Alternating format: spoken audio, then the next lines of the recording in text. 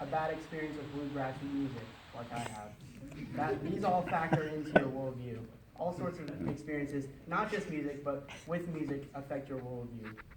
Also, important things like religious affiliations and personal moral beliefs affect your worldview. Are you a Christian, or do you claim another faith? Are you more conservative with your beliefs, or are you more liberal? All of these factors add up to a worldview that is unique from any other person in the world. Your worldview reflects you. Personally, my worldview is shaped by my faith in Jesus Christ as my Savior, and it is founded in the truth that I have found in His Word. This verse says, "And be not conformed to this world, but be ye transformed by the renewing of your mind, that ye may prove what is that good and acceptable and perfect will of God." In the midst of a moral decline in our world, I choose to cling to this truth found in Romans 12:2. This verse has helped guide me as I walk through a life in a country that at times has chosen to accept wickedness and even promote it. It can easily be applied to the music we choose to listen to as well.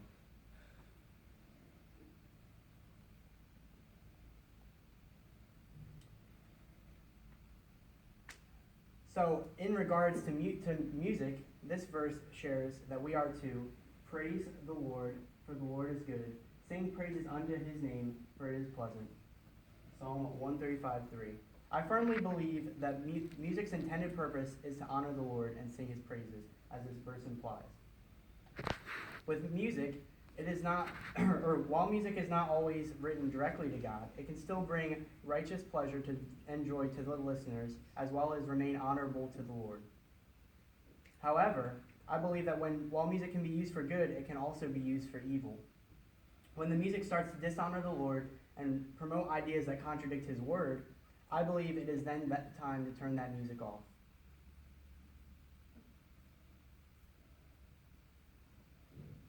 With a better understanding of where I stand with my worldview, I hope that it now helps you as we try to identify the real problem that's at hand. Let's start with the thesis in which I've based my project on. Music has been a crucial influence on human morality and has been a major contributor to the downward spiral of human morality in the United States during recent times. I believe that it clearly outlines the issue here.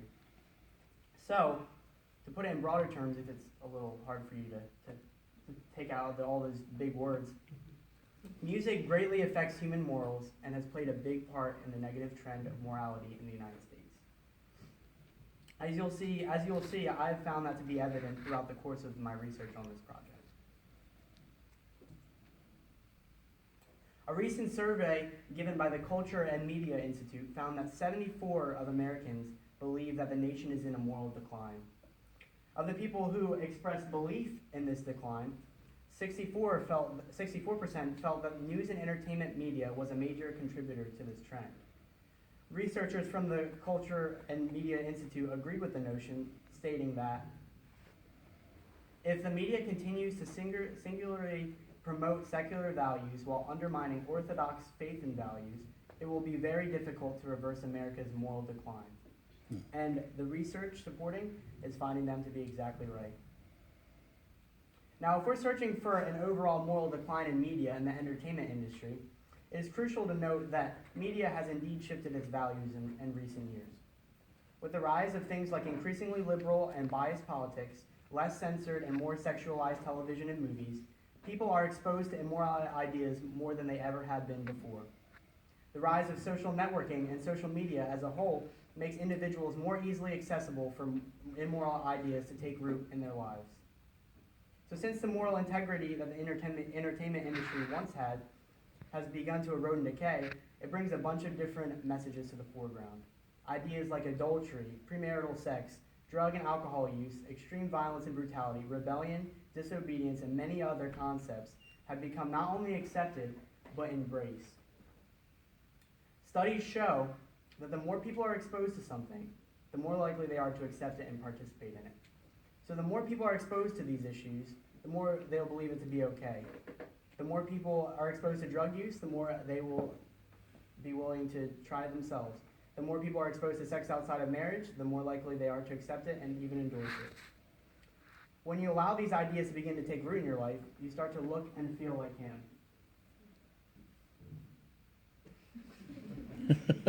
As we are seeing in America, this overexposure to negative influences has nurtured a society that has fully embraced a moral decline. The media only reiterates this fact. But what role does music play in this moral decline?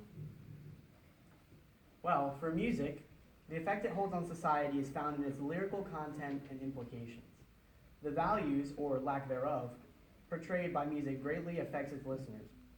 As I previously noted, the more someone is exposed to something, the more they begin to accept it and even practice it. This definitely holds true in music. Following a overall downward trend illustrated throughout various media outlets, the music industry as a whole continues to embrace more secular views and immoral tendencies. Harmful ideas like excessive substance abuse, immoral sexual encounters are some of the things that are promoted mostly in popular music and have been accepted with open arms throughout the majority of the music industry. This means that millions throughout the nation are being exposed to these harmful ideas every day. A study was conducted in 2005 in which researchers analyzed the 279 most popular songs of 2005, according to Billboard magazine. The results were notable. Of the 279 songs, 93 or 33% of them portrayed substance abuse of some kind. I'm talking about drugs, alcohol, any sort of substance. 103 of those songs, or 36%, contain references to immoral sexual behaviors. Of the songs referencing substance abuse, they average 35 substance references per song hour. That means that if you're listening to an hour nonstop of music that contains substance abuse or substance references of some kind, you're going to hear 35 references on average per song hour, so per hour you listen. They also found that the average person is exposed to approximately 84 references to substance abuse every day throughout the media, all forms of media. It sounds like a pretty big problem. Considering the research from this previous study was over a decade old, I decided to conduct my own study. Utilizing the same Billboard magazine, I studied what they now call the Hot 100 for the week of May 9th, 2016.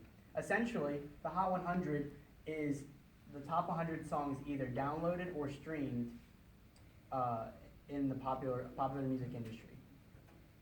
So I examined the lyrical content of all 100 songs, noting substance abuse and sexual references. I was looking to see the change in percentages from 2005 to now. The results are as follows. Substance abuse rose to 60% of the songs, and sexual references were found in 48% of the songs. This means that the statistics nearly doubled in just 11 short years. Mm. The final total of this study found that 75% of songs on the top 100 contain explicit content of some kind. This is substance abuse or sexual references or even just language. So that means that only 25% or 25 songs were completely clean from explicit content. Every song in the top 5 referenced alcohol abuse, and there was only one clean song within the top 10. Not only does this reaffirm the negative influence that music is having, but it also hints at an overall decline of music based on lyrical content over time. To see this negative change for myself, or over time for myself again, I decided to compare 2 separate artists of the same genre. You may be familiar with them. Does anyone recognize any of them? If you do. Big Sean on the right, yeah. Anyone know the guys on the left? Run DMC? No. Close though. Mm-hmm. Okay. The ones on the left are the Sugar Hill Gang. And of course there's Big Sean on the right. Both are from the hip hop genre. I chose these 2 artists because I wanted to see the change in rap music over time. And since the Sugar Hill Gang is known for kickstarting interest in rap with the very first hit songs, I decided to compare that with a leading prominent member of hip hop with today, like Big Sean. So, for this study, I examined the lyrical content of one song from each artist. First, I decided to choose the Sugar Hill Gang's most popular and also first hit song. This song was called Rapper's Delight, and it premiered in 1980. It was the first hip hop song ever to be found in the top 40 songs. This song became iconic, and with many people recognizing the beat or some of the lines, even if they never knew where the song was originally from. It allowed hip hop industry to break into the music industry and begin to start to take over and gain popularity. So while I chose that song for the Sugar Hill Gang, I decided to choose Big Sean's most popular song, arguably his most popular song. And this song was released in 2014. It also was in the top 40. It actually peaked at a higher spot. It was 16 overall, whereas the Sugar Hill Gang song only ever reached 36. And it has sold over 1 million copies worldwide. So, I was taken aback by the results of examining the lyrics of these songs. I decided to include 2 segments, one from each song, for you to look at today. This is a segment from Rapper's Delight by the Sugar Hill Gang. The rapper known as Master Gee is the one who rapped these lines. And I figured I would just read them with you. Well, it's on and on and on and on and on and on. The beat don't stop until the break of dawn. I said M-A-S-T-E-R, a D with a double E. I said I go by the unforgettable name of the man they call the Master Gee. While my name is known all over the world by all the foxy ladies and the pretty girls, I'm going down in history as the baddest rapper there ever could be. Now I'm feeling the highs and you're feeling the lows. The beat starts getting into your toes. You start popping your fingers and stomping your feet and moving your body while you're sitting in your seat. And then bleep. You start going to freak. I said bleep right out of your seat. Okay, so when you're first examining this song, you can tell right away, you see that there is still some explicit references. And I want to note that hip-hop from the beginning never has been completely clean and has had references in there. I'm not trying to say it was perfect at the beginning. But if you compare this to the song of Big Sean, however, you'll find a different result. I'm going to show that in a second. But if you look at the lyrics, overall it's a lighthearted kind of feeling. You know, he's rapping, just having a good time with his buddies, and it doesn't have to be about things that are wrong or bad. You know, he's just having fun while he's rapping. Big Sean, however, decides to take a different approach. I'm gonna put the lyrics on the screen for a moment, and then I'll go ahead and switch it. Now that is a lot of leaps. So I'm not actually going to read this for you, but you can just tell right away that how you can see the difference in music from between then and today. And there's a ton of bleeps there. But I want you to remember, this song has sold over 1 million 1 million copies, meaning that many people enjoy this music. So, like I noted, hip-hop from the start was never completely free from cursing and other immoral tendencies. But the point of the matter is that there's been a significant decline from songs containing mostly clean lyrics and lighthearted meanings to demeaning songs written with profanity and increasingly explicit content. This study does not just reflect rap, however. There is a similar trend of increasingly demoralizing music throughout all of the music industry.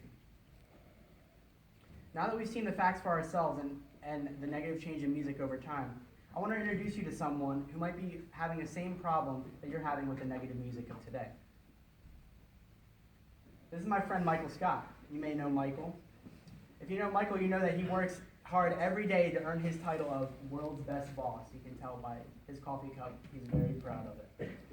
Now, Michael is an honest man, and he holds a rather high standard when it comes to his moral views. He enjoys music, but let's see what happens when he sits back and tries to listen to some of the popular music. Let's say Big Sean's song happens to come on.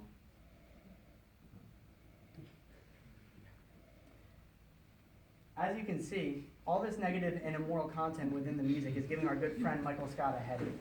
He simply cannot believe that people would be willingly exposing themselves to such explicit content. Poor soul. Someone should give him some medicine. Well, don't worry, Michael. There's good news for you. There are positive alternatives.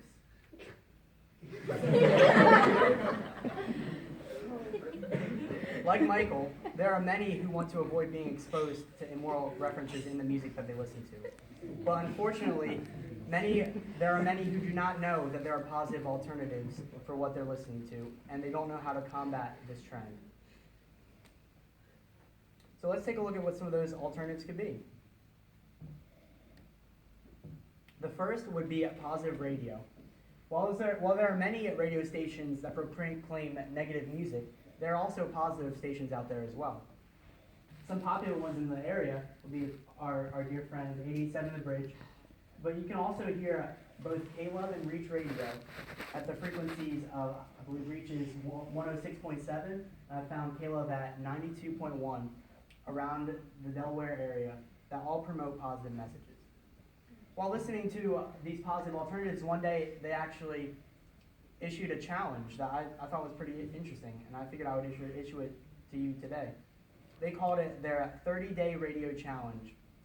And essentially, what this was they challenged listeners for 30 days to listen to only positive and uplifting music, and to see how it changed them. They found a change in themselves, as well as their mood at the end of 30 days from originally listening to music that wasn't positive to switching it to positive music. So I thought it was a pretty interesting challenge. I encourage you to maybe try it if you like.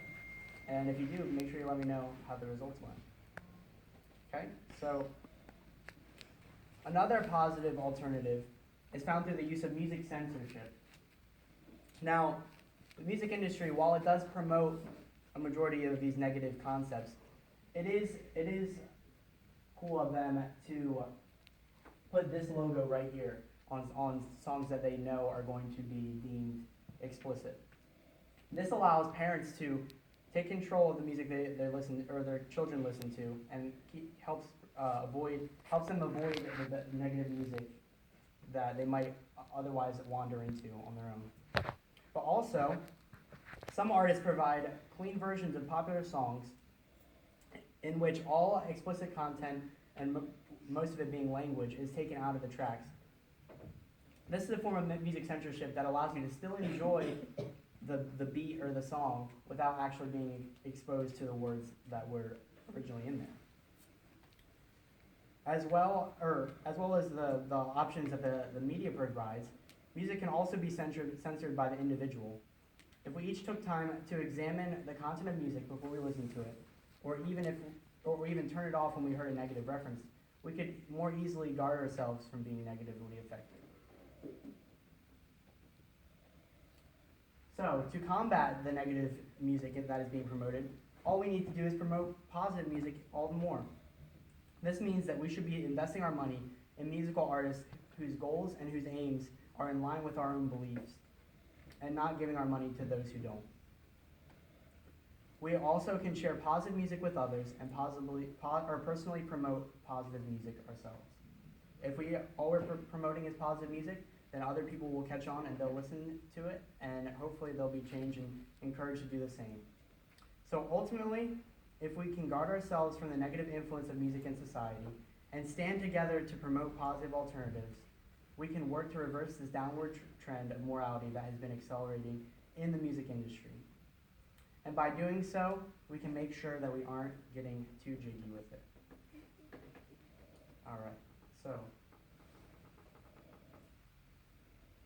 are there any questions?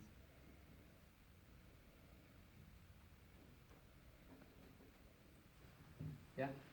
Okay, so you talked about considering like the clean versions of the songs. Like I understand that that's a really good idea, but don't you think that the main theme, the content of the song would still be like in there, even if the words are different? That's possible, yeah. In a majority of songs that are reissued as clean versions, you're right, most of what they take out is the bad words and bad concepts, but there are also alternatives, I don't know if you've heard, like for kids especially, called Kids Bop, where they change the words around completely into something that's more fun and less harmful of an idea. And so if we choose to listen to clean versions like that, then we can still enjoy and say the beat of the song that we really like, or just the singer's voice that we really love, and not be affected by the negativity. Mr. Tyler? Don't laugh at Kids Bop. In the minivan, maybe Dad. That's a great alternative. I know, if you're not gonna listen to Kids Bop, it's okay. So my first year working here, I was doing some work with iMovie, and I wanted to get a really good hard driving beat song in there, and everything I wanted to play would have got me fired. And then one of the students here showed me Lecrae, right? Which you probably think is weird that I listen to Lecrae, but I started grading papers to Lecrae after a while because it had the same beat, right? But if he hadn't introduced me to the idea that there was something I could listen to that was driving, had rhythm and beat, and even the harsh kind of lyrics I like, where you kind of get yelled at from the mic a little bit. You feel like you're being talked to.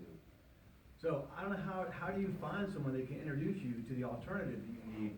I honestly, the radio stations you put up there, even for me as an old person, I don't really connect with that message that well. Sometimes those songs aren't really connecting with me.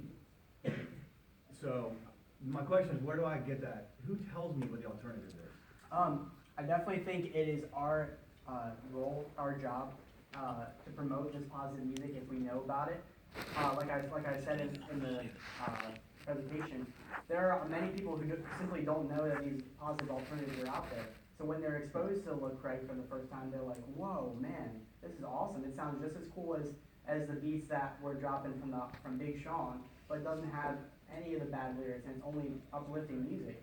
So the more that we share this music, and the more that we share these positive alternatives, the more people are going to be exposed to it. And like I said, if they're exposed to it, the chances are that they're going to accept it and then even enter into it. So if they're accepting positive